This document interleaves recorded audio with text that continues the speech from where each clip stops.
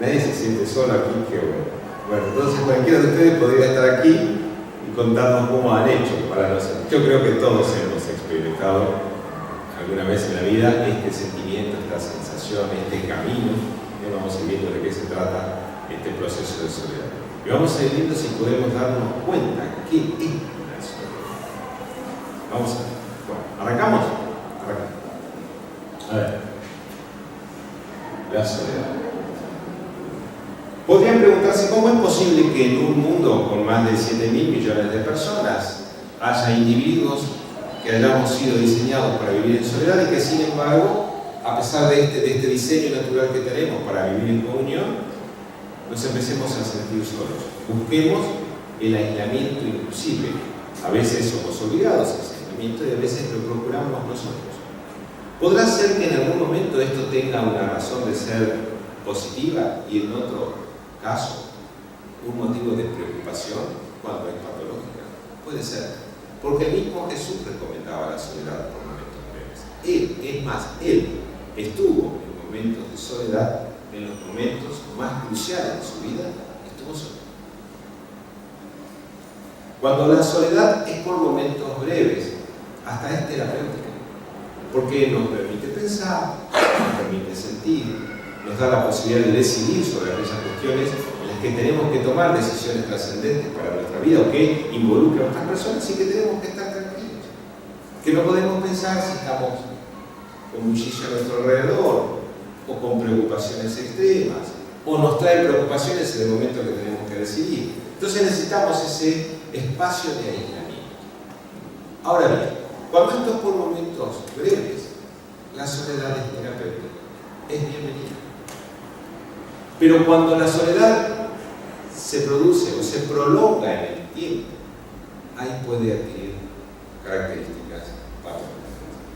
Especialistas en la Universidad de Chicago y de Ohio, muy abocados al tema de la soledad, ellos han experimentado que aquellas personas que se encuentran aisladas socialmente por un tiempo prolongado, no solo disminuye su sistema inmunológico, sino que ellos desarrollan lo que se denomina inflamaciones continuas.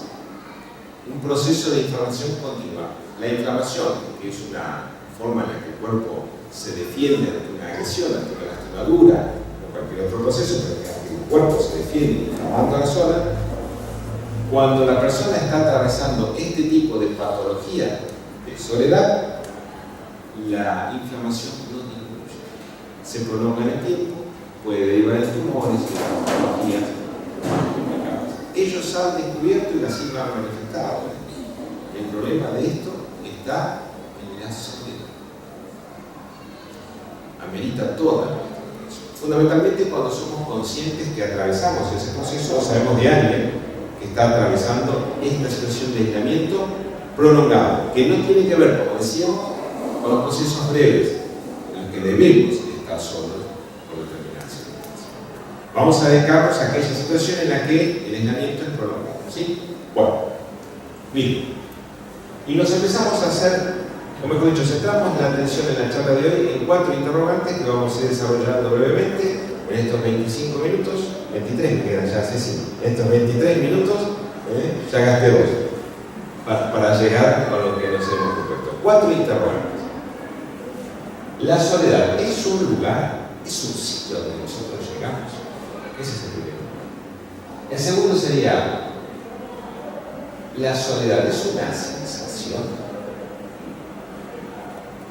La soledad es una decisión. Y por último, la soledad es un estado. Yo comentaba esto días atrás, en un viaje en el auto, y mi señora y mi hija decían que para ellas eran 4 cosas. Y creo que son las 4 cosas, sin prejuicio de lo cual nosotros nos podemos sentir identificados más con una que con otra de los interrogantes. Pero vamos a ir viendo cada uno de ellos cómo impacta en nuestras vidas para ver qué podemos hacer en función de esto que tenemos pensado, que es curarnos de la soledad si alguien atraviesa esta patología. Es un lugar. Cuando hace tiempo atrás narrábamos este tema, me gustó en función de esta idea que me acompaña desde hace muchos años, que es traer imágenes para nuestro cerebro, para que la imagen quede impactada en él y nosotros no nos olvidemos en el transcurso del tiempo de aquello que hemos hablado. Entonces, yo le voy a traer como una imagen, un símbolo de esto del viaje de la soledad, a ver si es un lugar de la soledad, ¿qué podemos entender? Y contamos en aquella oportunidad que la soledad es como una gran ciudad, es como una capital a la que nosotros podemos llegar o no, pero luego de atravesar distintas ciudades, distintas estancias, distintos estadios. Vamos a imaginar que la soledad es esa gran capital a la que alguien pudo llegar atravesando estos lugares sin atender los puestos de socorro que existían en el transcurso de ese trayecto. Entonces, es la capital, pero para llegar debes visitar varias ciudades antes. Por ejemplo, visitar una ciudad en la que el cartel de llegada diga esto: en esta ciudad solo importa tener. Aquí viven personas en esta ciudad a las que solo les importa tener. La felicidad reside precisamente en tener cada vez más, sin advertir, claro está, que esa es una de las trampas mortales más grandes en las que el ser humano puede caer. Porque nunca vamos a estar satisfechos con todo lo que tenemos. Hay una ilusión muy fuerte hasta el momento en que tenemos el objeto. A veces el objeto inclusive es una persona. Cuando tenemos ese objeto, que muchas veces es una persona, ya necesitamos de otro objeto, que muchas veces es otra persona. Porque lo que se busca es tener, suponiendo que cuanto más se tenga, más feliz se va a ser. Esta es la primera ciudad que podemos atravesar para llegar a esta gran capital. Después aparece otra ciudad con otro cartel, que aquí dice: para vivir acá debes buscar el hedonismo. El hedonismo plantea el placer como fin último. Son dos ciudades que están muy cerca una de otra. En la ciudad en donde la felicidad es tener, en la otra donde el hedonismo plantea que el placer es el fin último. Cuanto más se tenga, más placer vamos a sentir. En ambos casos son dos ciudades, dos estadios que están en el recorrido camino a la soledad. Después encontramos otra ciudad. En esta cartel dice: ahora es momento de pensar en vos. Otra trampa moral. Posiblemente una de las más sutiles y más perniciosas. Porque pensar en nosotros es lo que hacemos permanentemente sin que nadie nos lo aconseje. No tenemos necesidad de que nos sugieran pensar en nosotros. Es lo que hacemos permanentemente. Y es lo que nos enferma. Cuanto más pensemos en nosotros, olvidándonos de los demás, cuanto más hincapié haga en el yo, dejando de lado el nosotros, más solo me voy a sentir. De más soledad me voy a cargar. Y si cuando yo estoy cargado de mucha soledad, alguien me sugiere: ahora es momento de pensar en vos, lo que me está dando es una dosis un poquito mayor de soledad. Siempre pensamos en nosotros. De lo que se trata es de dejar de pensar en nosotros. Miren, en esta ciudad el cartel dice: aquí viven las víctimas de todo. Aquí viven esas personas que se suponen que son víctimas de todo. Deben conocer, ¿no? Todo me pasa a mí. Todo me pasa a mí. ¿Qué querés? El día de mi cumpleaños va a llover seguro. Si no llueve, no se les escucha palabra, no agradecen a nadie. Pero si llueve, te dije que iba a llover. Te dije. Son las víctimas de todo. Personas que suponen que todo lo malo está dispuesto y diseñado para caerles encima en algún momento. El día está precioso, sí. Hoy, la semana que viene, lluvia.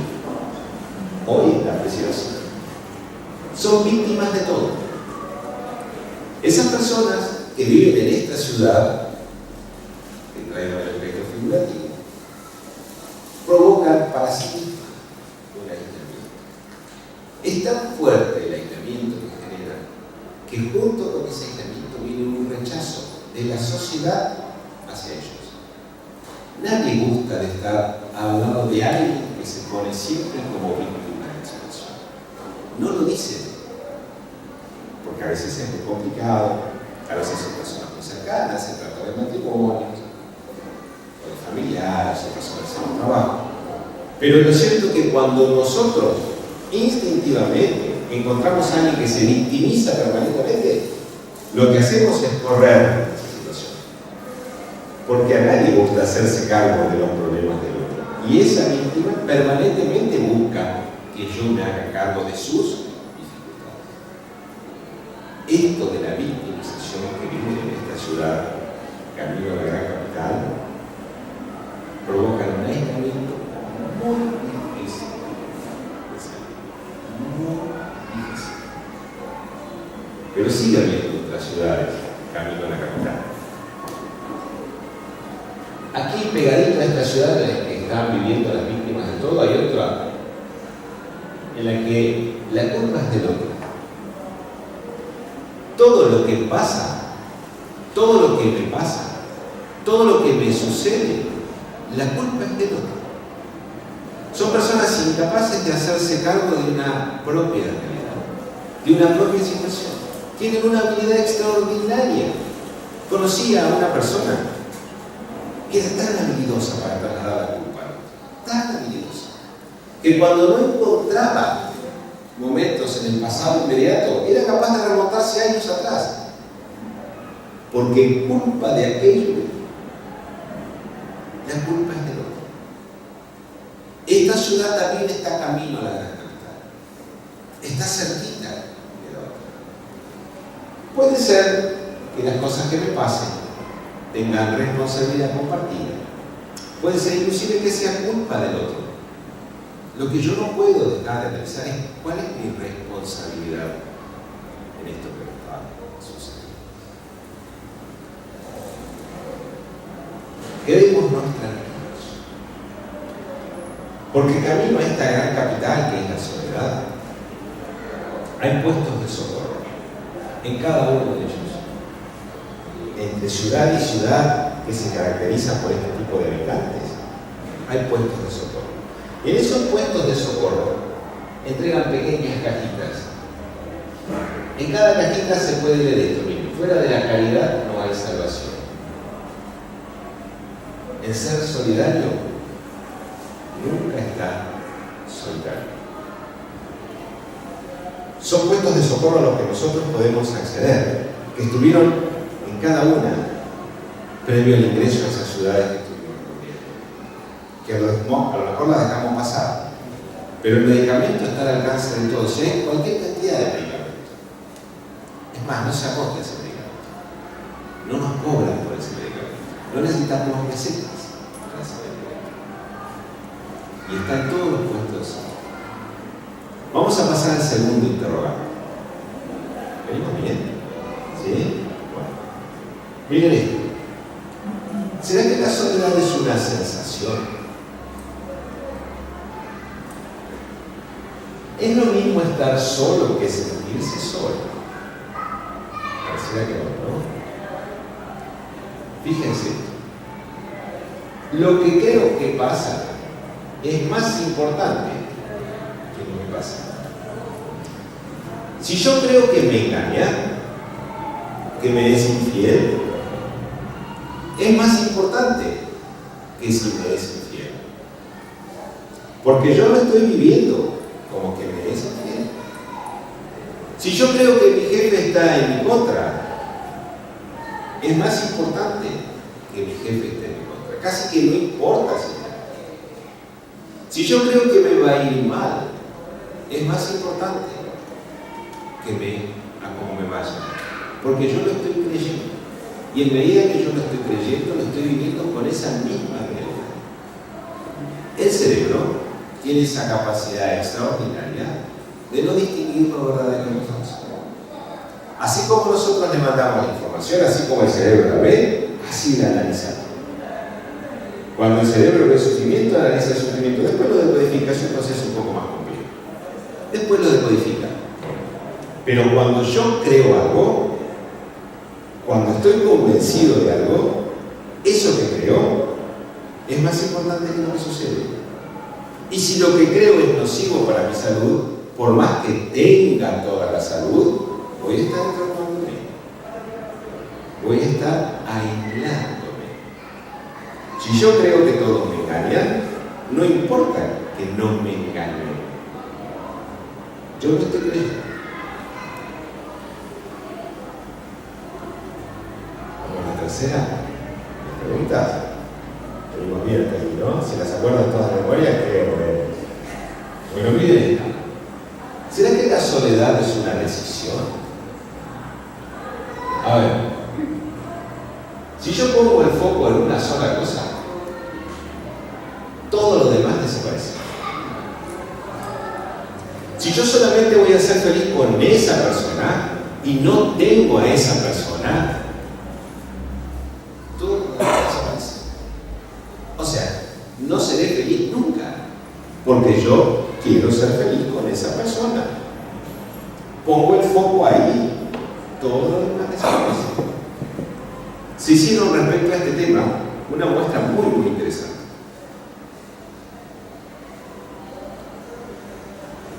Se pusieron varias tapitas de colores de distintos colores, azul, rojo, verde, distintos colores. Y a las personas participantes, sin decirles nada, les dijeron que iban a ser sometidas a un test en 30 segundos para evaluar la respuesta al foco de atención y lo que se les iba a proponer. Y el foco de atención era esto. Miren qué detalle, qué experimento tan simple y tan profundo. Tenían 30 segundos para encontrar las tapitas blancas.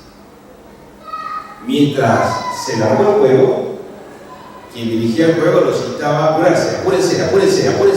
30 tapitas blancas. Apúrense. Jueguen. A los 20 segundos, las azules. Ahora las azules.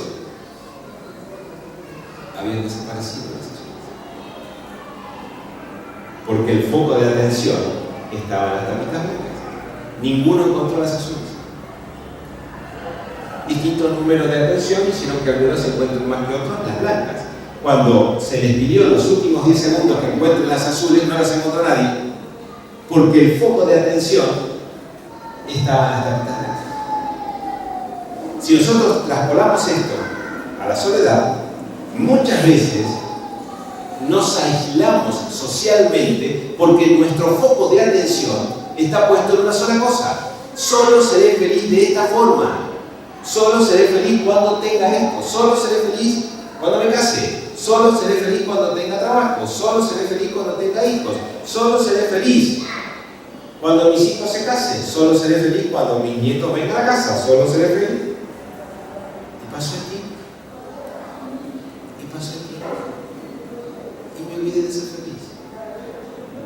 Porque puse el foco de atención en las tapitas blancas. ¿Se entiende? Es un estado, la última. ¿Venimos bien? Fantástico. Es un estado. La soledad es un estado.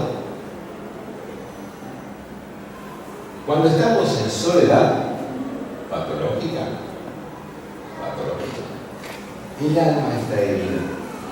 Siempre. Parece ser que en estos grandes avances de la tecnología y de los estudios han descubierto que la soledad no es una emoción. Ustedes dirán, tiene sentido distinguir eso menos, pero yo no soy muy afecto a estas cuestiones tan teóricas y me gusta ir a los aspectos prácticos, a aquellos que sirven. Pero me parece que en este caso vale un poquito la pena hacer este esfuerzo teórico. No sé, cuando estamos en soledad patológica, el alma está herida. Porque a partir de ese estado de soledad se genera una emoción. Entonces el alma siente tristeza, ansiedad y en términos generales diversos tipos de malestares. Pero parece ser que no es una emoción, es un estado que se sumaría a estos otros tres interrogantes que venimos contando. Un estado que genera tristeza, angustia, melancolía y todo lo que ustedes conocen. Vale decir que si nosotros somos capaces de trabajar sobre aquella persona aislada socialmente, podemos encontrar la solución para los problemas de melancolía, de tristeza, de angustia, de depresión. Es más grande, trabajando sobre el aislamiento social. La soledad es un estado en el cual nos encontramos aislados. No somos soledad, estamos en soledad. Nos encontramos aislados. O sea que si nos encontramos aislados, podemos salir. Podemos salir. Y como nos encontramos aislados, el extraordinario filósofo francés Allan Kardec, codificador de la doctrina de los espíritus, en una de las obras más extraordinarias de la humanidad, a la que la humanidad puede acceder, el libro de los espíritus, Kardec, en la cuestión 767 del libro de los espíritus, le pregunta esto al mundo espiritual. ¿El aislamiento absoluto es contrario a la ley natural? Es como decir, ¿nosotros fuimos hechos para estar en soledad? ¿O eso es contrario? ¿O esto de ser seres gregarios es un diseño que debemos respetar? De algún modo, Kardec está preguntando eso, más profundamente, naturalmente, a los espíritus. Le dice, ese aislamiento es contrario a la ley natural. Mire lo que le dicen los espíritus.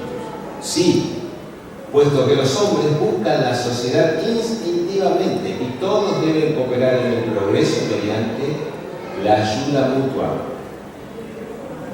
Todas las actividades son importantes. Claro que la de un científico es importante, pero si alguien no le va a abrir a la calle a ese científico, no podría salir para ir a su trabajo.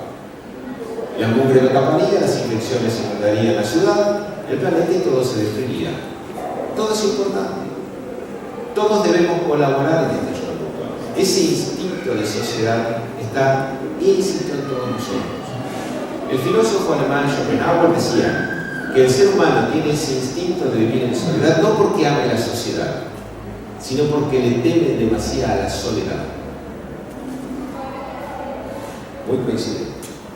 Y sigue Kardec en la cuestión 770A del mismo libro de los espíritus. Él insiste, Kardec, cuando un tema es así puntual, cuando ustedes lean entre líneas, cuando lean el libro de los espíritus, van a ver cómo muchas veces Kardec da vuelta a la pregunta que le hacen los espíritus. Además, estas respuestas, lo valioso de esto es que muchas de estas respuestas fueron dadas por criaturas, por medios, entre 14, 15 y 16 años, que ni sabían lo que estaban contestando. Ellas. Era la obra de los espíritus que contestaban a través de ellas. Imagínense, un erudito, un hombre que hablaba 6 idiomas, profesor de álgebra, un cerebro impresionante, teniendo respuestas en la voz de una criatura de 14, 15, 16 años que le contesta esto. O sea, los espíritus a través de estas criaturas, en su gran mayoría, dan este tipo de respuestas. Y los espíritus le dicen a esto, bueno, le dice Kardec, pero si esa reclusión tiene objetivo una expiación, que consiste en imponerse una privación penosa, eso no es meritorio. Si yo me aíslo para sufrir, dice Kardec, eso no es meritorio. Miren lo que le contestan los espíritus, un reloj. La mejor expiación es hacer una mayor suma de bien que de mal. No sufras innecesariamente, no te inmoles por nada. Lo mejor para saldar, si querés, es hacer la mayor cantidad de bien posible. Estamos llegando ya al final de esta reunión. Esos eran los 4 interrogantes que nosotros nos propusimos compartir con ustedes para previo, vamos a contar un poquito, para previo ingresar a este proceso último día de visualización terapéutica en el que vamos cada uno a fluidificar el propio. Antes de eso, yo quiero contarles una historia real que sucedió en esta casa. Hace ya algunos años, una amiga entrañable, hoy ya en el plano de las almas, se debatía constantemente sobre este tema de la soledad. Era un tema recurrente de nuestras conversaciones. Por diferentes razones, la soledad de ella sentía que la acompañaba. Y a pesar de la compañía, ella no podía conseguir vencer ese sentimiento. Sus hijos estaban criados, grandes, muy bien educados, por cierto, y muy bien aprendidos, por cierto, cada uno con sus actividades propias. Había hecho todo lo que estaba a su alcance para mantener el matrimonio en pie y no pudo. Debió hacer lo que estuvo a su alcance para defenderse con lo que tenía y con lo que podía. Así estuvo viviendo durante muchos años, donde la soledad era casi una visita cercana, muy cercana. Infinidad de conversaciones hemos tenido. Es más, si ella está aquí, está haciendo así con la cabeza. Y en esas conversaciones le planteaba, porque eran conversaciones mano a mano, diferentes alternativas. Y en algunas de ellas, ella entendía lo que sucedía y me decía: estoy en crisis de fe. Estoy en crisis de fe. Porque cuando me pongo a leer algo, cuando intento entender esto y ahí lo traslado a mi propia realidad, ahí viene ese sentimiento de soledad que me humilla. Casi no me deja pensar. Yo sé que es así, pero casi no me deja pensar. Ese sentimiento, ese pensamiento la acompañó durante muchos años. Pasó el tiempo, naturalmente el paso del tiempo iba haciendo su efecto, sus fuerzas se iban refinando, el estado de salud también. Y ya casi sobre el final de sus días, en los últimos tiempos de su jornada, las conversaciones se hacían más asiduas y más profundas. Y me decía: yo he experimentado la falta de fe. Y he experimentado lo que significa leer cuestiones equivocadas. O equivocadamente. Cuando todo lo tenía aquí a mi alcance en la doctrina santa, en la doctrina espírita, buscaba otras alternativas para las que en definitiva yo no encontraría respuesta. Seguía aumentando mi nivel de soledad. No culpaba a nadie de su soledad. A nadie. Pero le costaba salir. Al final de la jornada, ya cuando sus fuerzas estaban casi declinando, un día me dice: he descubierto lo que tengo que hacer. Perdí mucho tiempo, debo decirte. Perdí mucho tiempo. Lo perdí. No lo puedo recuperar. Pero al menos este tiempo que me queda, estos años que me quedan, si son años aún, quiero servir a otros. Tengo la ONG en comedor, decíamos en aquel momento. Quiero ir como sea al comedor. Y no quiero faltar nunca. Y el destino venía a proponerle una pasada importante porque sus fuerzas iban declinando. Estaba cada vez más débil. Cada vez más débil. Y me prometió a mí, que era una promesa que se hacía a ella misma, y así yo la tomé, no faltar nunca, salvo cuando no pudiera llegar. Y faltó cuando no pudo llegar. Una vez se cayó, se golpeó mucho, llevó un proceso de recuperación muy largo. Se recuperó y con las fuerzas aún más debilitadas todavía, mucho más debilitadas aún, volvió a ir a la ONG, al comedor. Teníamos que cuidarla mucho porque los chiquitos le pasaban cerca y tocarla era tirarla. Pero su deseo tan profundo estaba tan arraigado en esta hermana que la vida le prestó, que no dejó de ir nunca hasta que sus fuerzas ya no dieron más. Y ahí yo entendí esta síntesis que quiero traerles, que de algún modo esta amiga que debe estar aquí cerca me hizo en aquel momento. La terapia más eficaz para la soledad es dar amor. ¿Cómo sé? A un anciano, a una anciana, a un enfermo, a una enferma. A mí me gusta a los niños. Pero en cualquier caso, sirve. Es dar amor, no pedir. Es dar. Los dejo pensando junto a esta amiga que nos va a acompañar a purificar el agua.